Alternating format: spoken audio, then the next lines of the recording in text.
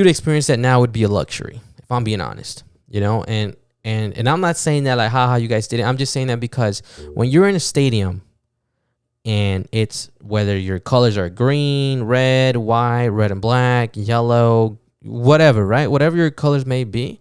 But if the whole stadium is filled in red and white and that goalie is wearing yellow or red and black, and everybody's going like this, and we shake our hands, the whole stadium, bro. And then we just say, Puto. Bro, I kid you not, I'm getting goosebumps on my skin. It's one of the coolest things ever, and a lot of you guys are going to relate to me, and we don't give a fuck.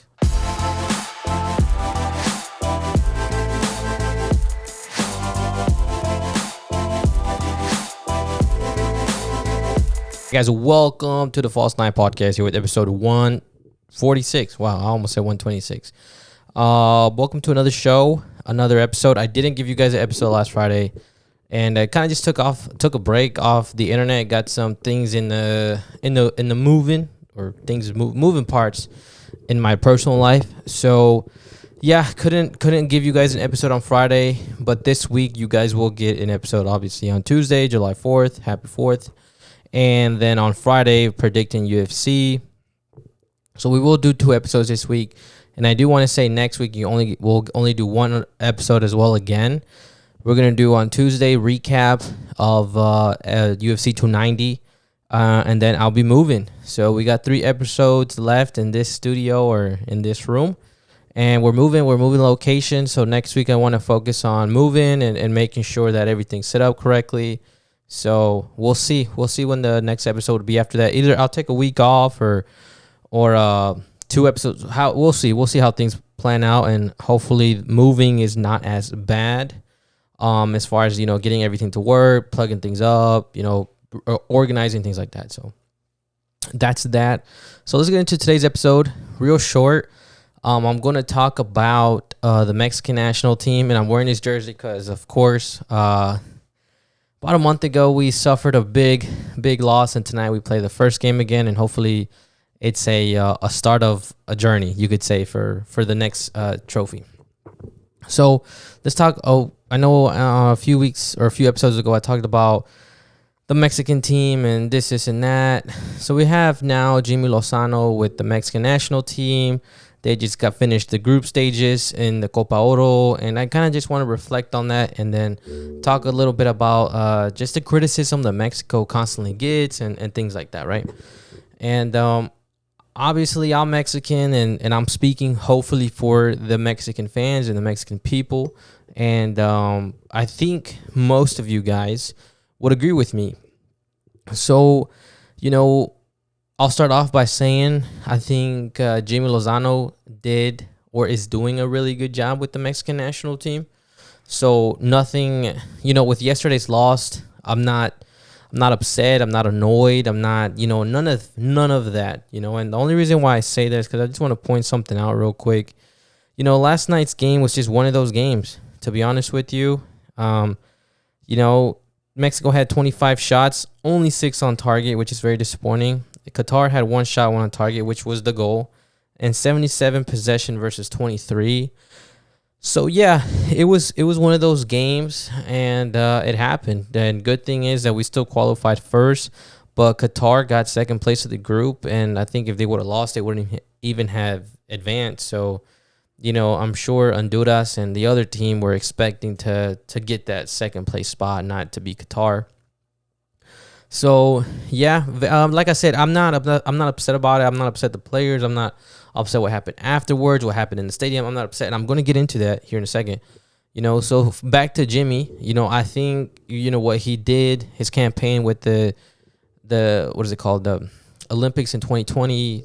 For him to take over as interim at the moment, I think he's doing a good job. I think the players that he has now are probably the best players in form that you could get. I do want to mention a few people that we can work on. So yeah, I think he has he has a good Mexican squad. He has good players to compete, and I mean, we lost, and that's that. You're asking a lot. It's for what has happened the last, you could say World Cup and then the Nations League, and then now the Copa Oro. You're asking a lot for us to go as Mexicans.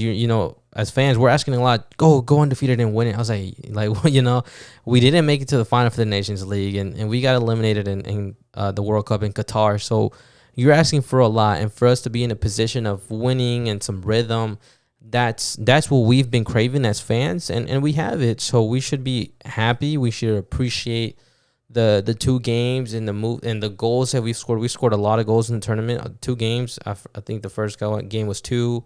The second game was like 4 or 5, something like that.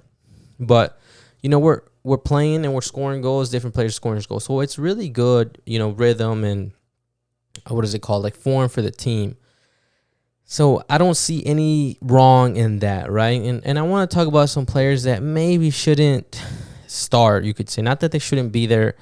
And I don't saw things like that. So I'll start with I don't know his first name. I think it's Jorge. It's Jorge Sanchez, the right back at least. I don't think I don't know. Obviously, I don't know him. I don't know. He plays for PSV. I don't know. I think he came out of Pachuca, but as in the right back position, I see him a lot out of position. I see him a lot seeing him make a lot of mistakes, and I'm like, bro, like I don't know, like if you're gonna go up, don't be vulnerable, because every game that I've seen, we're always being attacked on the right side, always, which would be their left side.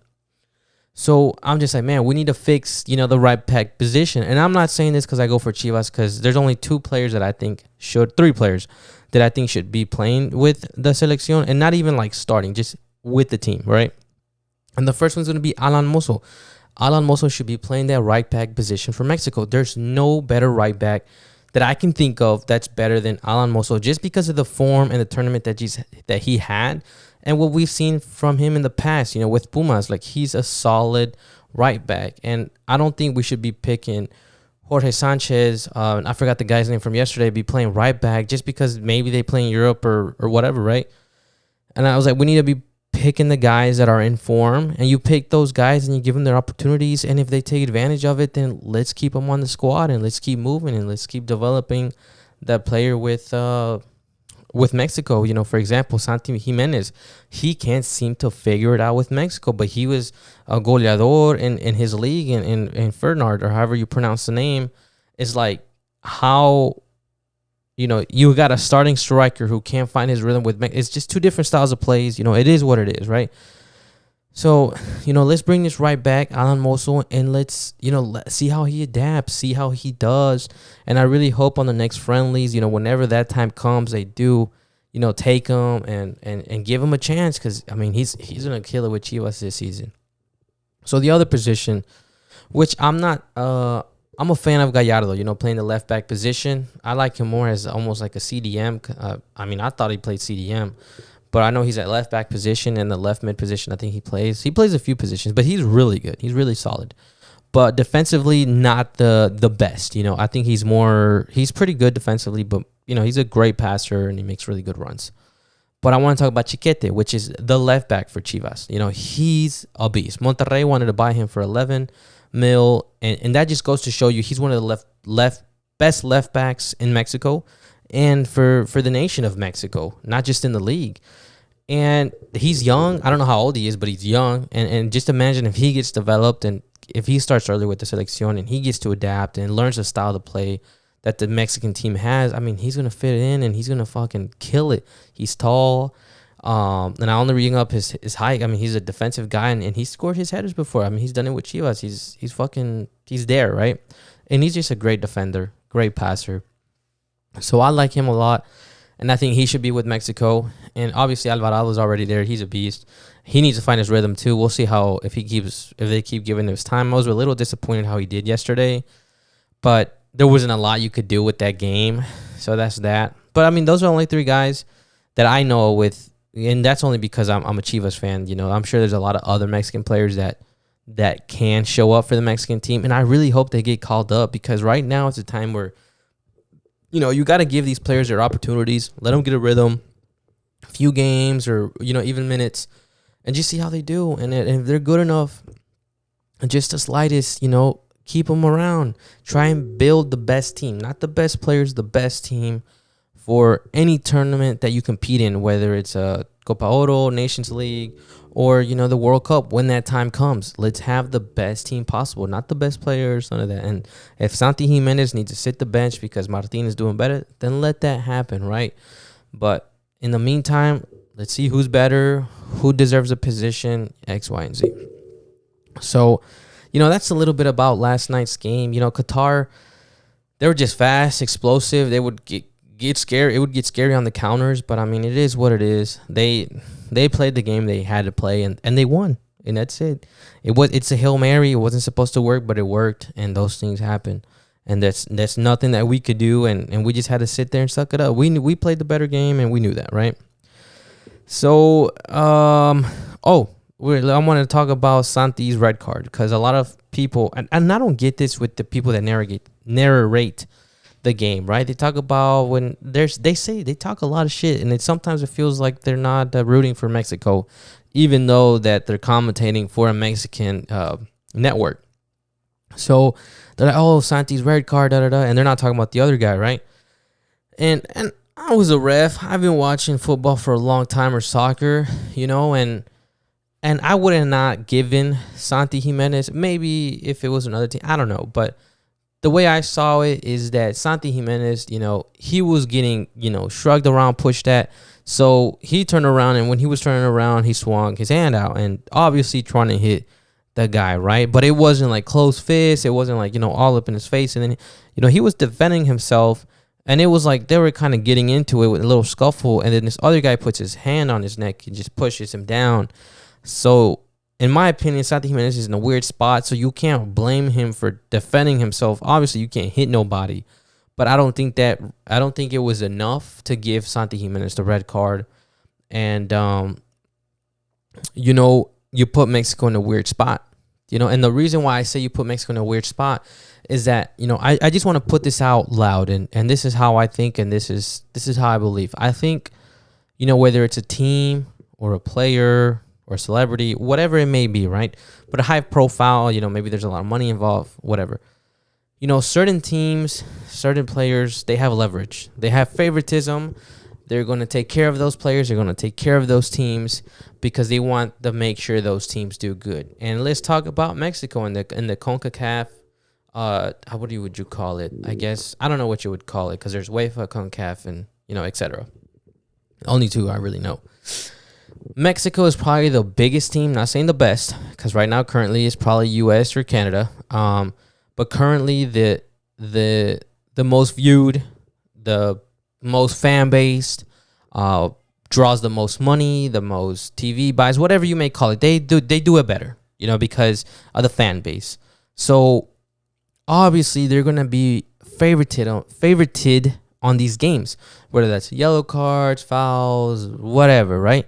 So we don't, as fans and as commentators and as me as you wanting to be a YouTuber, I gotta be honest with myself. And even when I watch other games with like America, Tigres, Monterrey, big team names, those teams are always gonna have favoritism. Why? Because they got the most money and they have the fans and they got the people behind it to do that. That's just how it works. Same thing with fighters. When Conor fights, Canelo fights, Mayweather fights, Tank fights, Ryan fights, they always have the upper hand, no matter what, because of the name and because of the draw and because of the attention. That's just how it is, and it doesn't change anything. Like, in the CONCACAF is the same way. Canada, Mexico, and the United States have favoritism in that CONCACAF, whatever it's a league or I don't know what it's called. But they have that favoritism. So like when we see rough calls or like, I don't know how to call it, especially fouls when there's yellow or red cards involved, especially a red card, if it's not clear, like crystal clear, and it's Mexico and Mexico's losing 0-1, does the CONCACAF really want to put Mexico in that position? No. And one example was when Mexico lost to the United States. Mexico lost. They didn't perform. And look what happened the next game. Nobody showed up and they didn't sell no tickets. Who gets upset? The Mexican players don't care. They're going to play and they get paid. You know who does care? The Federation, the CONCACAF, because they don't got no money in their pockets. You get what I'm saying? So when I see, and I'm just annoyed because the commentator like, oh, that was a red card. And I was like, no, if it's like a rough call, you can't say it's a red card, especially when it's a big name, in Mexico. And Mexico is not the biggest name in the world, but it's one of the biggest names in the CONCACAF and in the West. I'm just being honest. So, I mean, his red card to me, there was no red card. The yellow card was fair and more than enough. He didn't hurt nobody. He didn't He was defending himself, And I'm not saying if you get pushed, go punch somebody. But if you push back and the guy falls, you're not going to get a red card. You shouldn't get a red card, And I think reading the game too, if the game's too aggressive, then yes, start pulling out the red cards. If these guys keep going at it the whole game and now they did this, yes, give them the red card. Things like that. I think the ref he made the right choice. So that was that. And I just wanted to input on that because the commentators just piss me off so much sometimes. Now, the second thing. So I talked about the players. Now let's talk about. That's the last thing. So let's talk about what happened last night. So apparently this guy got stabbed in the stands last night in the crowd that Mexico was playing. Whatever, right? So luckily nobody died, nothing like that. But again, I see on social media, and these are like Mexican networks. These are Hispanic people talking about Mexico, like disgrace, ashamed of yourself, X, Y, and Z. And everybody's wearing their Mexican jersey, so it looks upsetting. But again, if we're being real and we, actually sit there and think about it, not what people feed us and in the media and what people are posting and the headlines, if you go to a bar at around 1:30 in the morning, and if you look at somebody the wrong way, and I say this, if the bar closes at 2, it's at 1:30. If you look at somebody the wrong way, or you bump into somebody, or maybe you talk to someone's girl, whatever, right? There's a high chance someone's going to fight you, because everyone's drunk at that point. Everyone's having a good time. You know how drunk people get, especially dudes. Our ego is like, it just blows up as a dude. So you're like, nobody can fuck with me, nobody can look at me, nobody, right, whatever. So at the game, it's not any different. Everyone's drinking before the game. Everyone's drinking, getting in the game. Everyone's drinking, getting to their seats. Everyone's drinking, watching the game. Especially Mexicans. I drink on a weekly. It's not a lot, but I drink. And there's nothing wrong with it. I don't have any issues with it, and luckily, I don't ever put anybody in danger when I drink. But people get crazy, and this is. And that's normal. Not that it's normal, but let's not pretend like, oh my gosh, like people fought. No, people fight all the time. We went to Chivas games. Oh, I couldn't. Bro, there's so many fights. Getting there, outside the stadium. Walk. It's everywhere. Same thing with the Mexico game, the USA game. Every game that there is, professional sports, soccer, football, baseball, NFL, NHL, anywhere you go, someone's going to fucking fight. No matter what. Now, and I'm not saying that's okay that people should fight now. No, we should not, choose violence. But let's not pretend like it doesn't fucking happen. Especially in Mexico. Mexico, the fans are crazy and they get into it a lot. And I mean, dude, a little story. I was going to an Atlas game with my dad. My dad was wearing a Chivas shirt. Not even a jersey, a shirt, bro. They told him, hey, you need to take your shirt off or flip it out, or you need to put an Atlas jersey. Because if you walk in there like that and Atlas loses, the first person they're going to beat the shit out of is you when they see you. That's what they told my dad.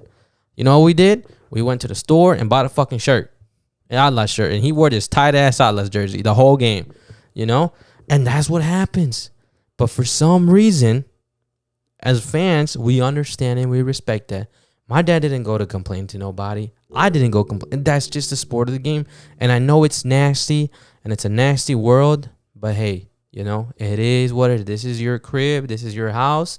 As a soccer fan, when we go to Chivas, that's our house. So I'm going to respect your household. And that's what we did. And that's what happens. And sometimes you get caught up in the mix. There may be a fight and there may be, weapons. Now, as far as the knife goes, the only fault I give, I give the person who had the knife the fault, and I also give security the fault for that. There's no reason why someone should have had a knife at that game. Security's pretty pretty strict, in my opinion, when you go to stadiums. They're not too nice. They're not too happy to be there. I think they put that front. But they're on your ass about everything, you know? It's a pain in the ass sometimes getting through security. Sometimes you got to go back to your fucking car. It can get rough. So I'm not going to sit here and be like, oh, I'm disgusted with Mexico and da-da-da-da-da. Bro, this shit happens. This shit happens. You know, they throw fucking bananas in Italy to black people, if you guys didn't know. Same thing with Spain. They make monkey noises. Like and that shit's not okay because that shit's racist. Mexico doesn't do that shit. But what I am going to get to, and this will be the last part of the show, is El Grito.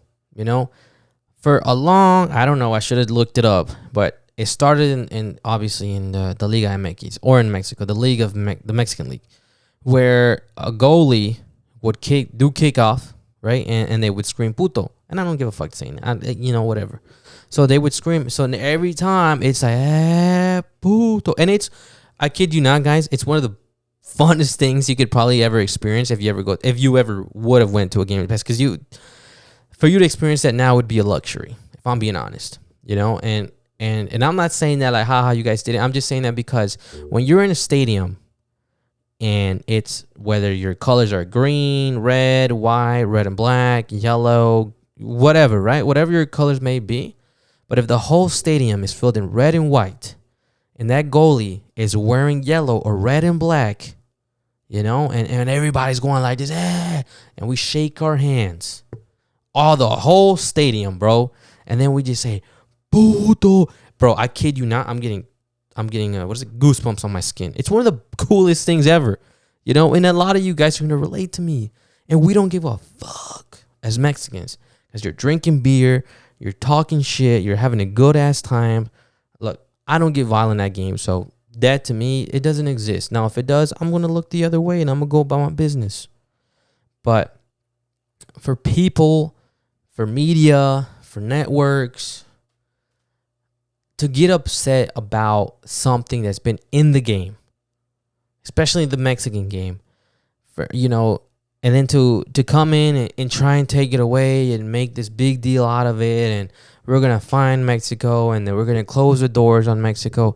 Let me tell you something, people. They're not going to close the stadiums for Mexico. They're not. You want to know why? Because the CONCACAF wants ticket sales. That's why. The CONCACAF is following these rules because they're being forced to do these rules. Because if that was the case, they would have stopped that shit a long time ago. But of course, they want to make it about, it's a homophobic slur. It's this about this, and that. We're not calling the goalie or whoever's doing the kickoff of a gay person, or that we're against. If he is gay, if we're against it. Well, no, nothing like that. It's almost like it's like talking shit to the goalie, almost trying to get in the goalie's head.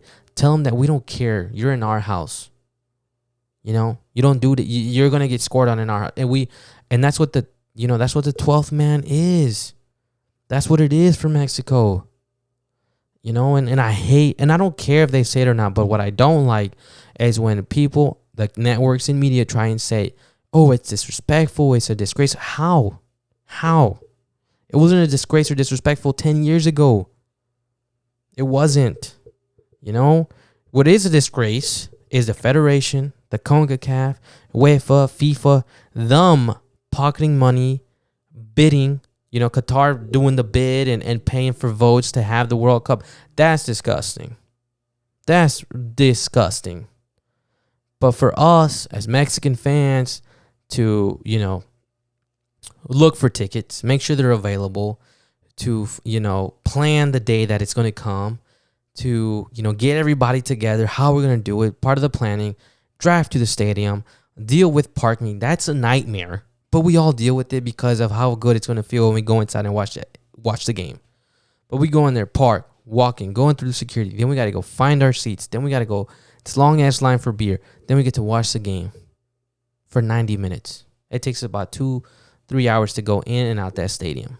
Any stadium you go to, And you're telling me I can't yell, this little, slug, you could say, because it's not a slur.